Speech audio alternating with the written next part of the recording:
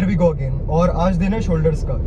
तो अगर recent sessions की बात करें तो हमने अपने शोल्डर वर्कआउट में अपने फ्रंट डेल्ट के लिए भी कुछ वॉल्यूम देना स्टार्ट कर दिया है। And to be real, front delts को अपने शेड्यूल में वापस से लाना सिर्फ और सिर्फ मेरे लिए एक एंजॉयमेंट का पार्ट है। तो फ्रंट डेल्ट्स को हम अपने पिछले सेशन में इसीलिए ट्रेन नहीं करते थे। अगर शोल्डर की एनाटॉमी देखो तो उसमें 3 हेड होते हैं। सबसे पहले पोस्टीरियर डेल्ट।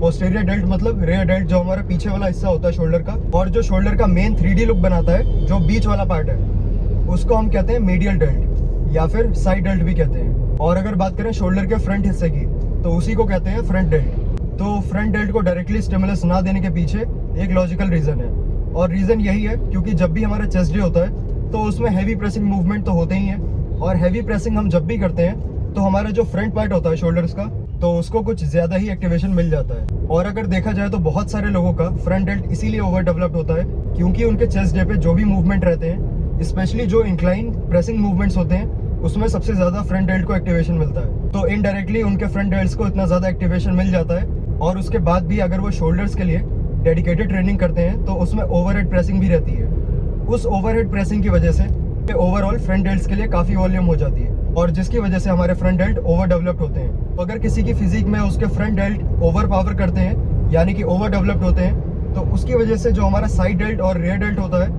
वो और भी ज्यादा छोटा लगने लगता है। और जब वो छोटा लगता है तो इसी की वजह से हमारा जो भी पूरा शोल्डर का स्ट्रक्चर रहता है वो शोल्डर्स अनइवन लगते हैं, क्योंकि फ्रंट हेड इतना बड़ा होता है और फिर साइड डेल्ट उससे छोटा और रेयर डेल्ट सबसे छोटा। और अगर बात करी जाए रेयर डेल्ट की, so I think it is the most ignored muscle group talking about just shoulders. तो ये चीज मैंने नोटिस करी है कि बहुत सारे मेजोरिटी लोगों के रेयर डेल्ट्स सबसे वीक होते हैं। And I think may be इसके पीछे सबसे बड़ा रीजन यही है क्योंकि ज्यादातर लोग ओवरहेड प्रेसिंग ज्यादा एंजॉय करते हैं। टू बी रियल, अगर मैं पर्सनली अपनी बात करूं तो मैं भी एंजॉय करता हूं ओवरहेड प्रेसिंग, लेकिन अगर उस स्पेसिफिक मूवमेंट की वजह से मेरे कंप्लीट शोल्डर्स का लुक जो भी है वो अनइवन लगता है, so I will definitely take things into the count. तो अगर आज के दिन की बात करें तो सबसे पहले फोकस हमारा रहेगा रेयर डेल्ट्स पे, उसके बाद साइड डेल्ट्स पे। हमें फ्रंट डेल्ट्स के लिए ओवरहेड प्रेसिंग इंक्लूड करनी है या नहीं करनी है, सो लास्ट में देखेंगे। अभी पहुंच गए जिम, तो स्टार्ट करते हैं अपना session. Alright, so here we go. Shoulder day की स्टार्टिंग रेयर डेल्ट से। सबसे पहले रिवर्स बैक डेड मशीन, क्योंकि हमारी प्रायोरिटी है सबसे पहले रेयर डेल्ट को ट्रेन करना। इसके 2 working sets, 2 failure sets complete करते हैं, फिर हम मूव करेंगे साइड डेल्ट्स पे। उसके बाद फिगर आउट करते हैं कि क्या करना है। तो लास्ट टाइम से डेफिनेटली हैवी जाना है क्योंकि हमारा फोकस सिर्फ और सिर्फ है प्रोग्रेसिव ओवरलोड।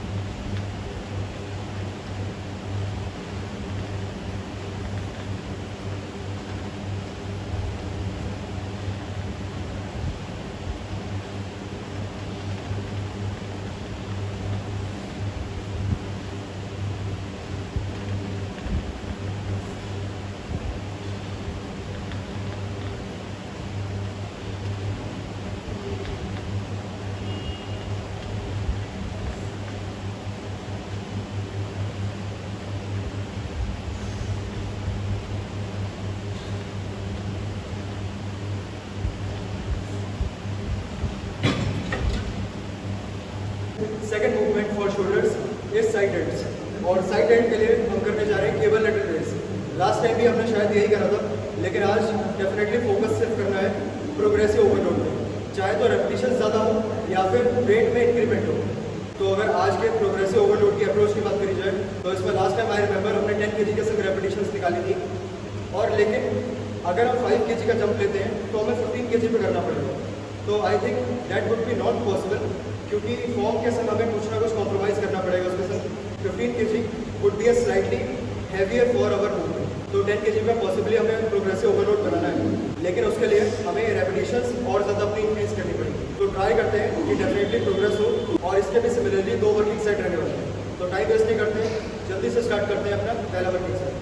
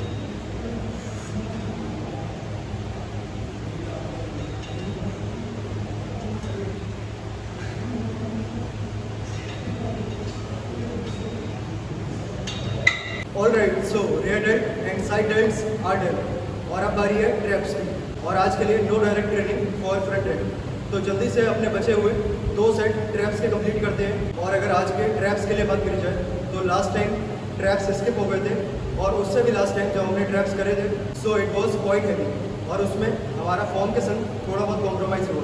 तो आज बिल्कुल भी ऐसा चांस नहीं लेना है। तो आज के ट्रैप्स के लिए हमने वेट्स को रिड्यूस करा है, क्योंकि हमें फॉर्म के संग कोई भी कॉम्प्रोमाइज़ नहीं करना, सिर्फ और सिर्फ एक डायरेक्ट स्टिमुलेशन देना है ट्रैप्स को। तो सिर्फ और सिर्फ ट्रैप्स के लिए जो भी स्टिमुलेशन वाला काम रहता है वही रहेगा।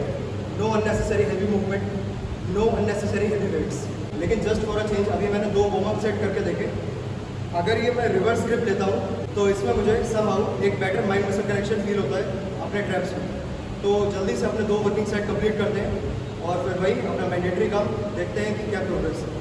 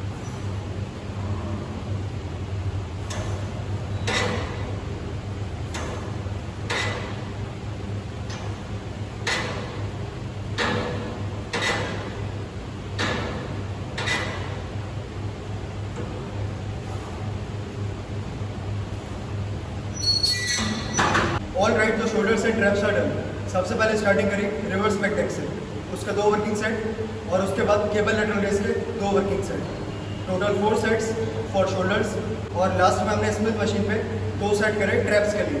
सो total 6 working sets and shoulders and traps are completely destroyed. और स्पेशली अगर आज के सेशन की बात करें तो नो अननेसेसरी मूवमेंट्स और कोई भी ईगो लिफ्टिंग नहीं, और सिर्फ अगर काम कराए तो फॉर्म और प्रॉपर एग्जीक्यूशन। तो ये बिल्कुल भी ज़रूरी नहीं है कि हमें हर अपने नेक्स्ट सेशन में बहुत ज़्यादा हैवी जाना है सिर्फ प्रोग्रेसिव ओवरलोड के नाम पर। प्रोग्रेसिव ओवरलोड उसको भी कह सकते हैं अगर हम अपने ईगो को थोड़ा सेक्रीफाइस करके फॉर्म पे और एग्जीक्यूशन पे ज़्यादा काम करते हैं। तो डेफिनेटली आज के सेशन में हमने ये चीज़ इम्प्लीमेंट करी और देखते हैं कि उसका क्या इम्पैक्ट रहा। तो अभी जल्दी से पंप रिवील करते हैं और बाकी बातें कंटिन्यू करेंगे कार्य।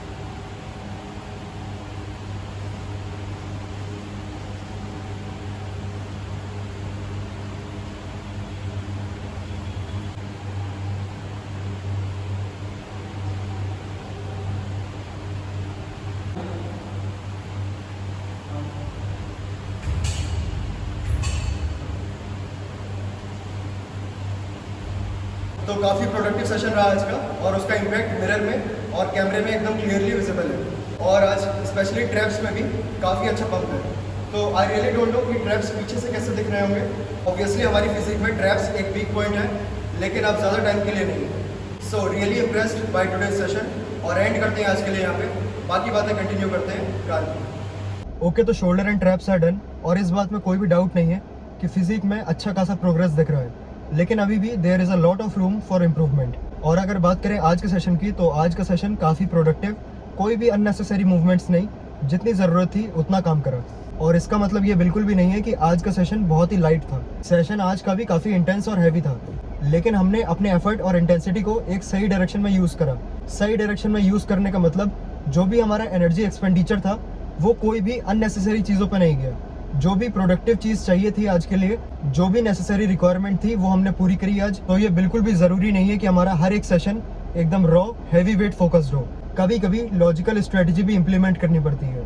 Whatever things are necessary, that should be only done. If I talk about my current phase in this bulking journey, तो मे बी आज डे था 43 या 44 इस फेज का, और इस पॉइंट पे हमें ऑलमोस्ट 6 वीक्स हो चुके हैं इस बल्किंग में। तो इसका मतलब ये है 6 वीक्स इनटू द बल्क का चेक पॉइंट हमने हिट कर दिया है। और अगर प्रोग्रेस की बात करी जाए, जो भी हमारा बॉडी वेट स्टार्टिंग पॉइंट पे था, हम उससे 4 to 5 kgs हैवियर हैं। और अगर स्ट्रेंथ की बात करें तो उसमें भी सिग्निफिकेंटली इंप्रूवमेंट है। सो टू बी रियल, अभी हमारी स्ट्रेंथ पीक लेवल पर नहीं है, पीक पर आने के लिए अभी काफ़ी टाइम बचा है। और अगर साइज़ की बात करी जाए तो जैसे बॉडी वेट स्ट्रेंथ बढ़ रही है, साइज़ भी ग्रेजुअली इंक्रीज हो रहा है।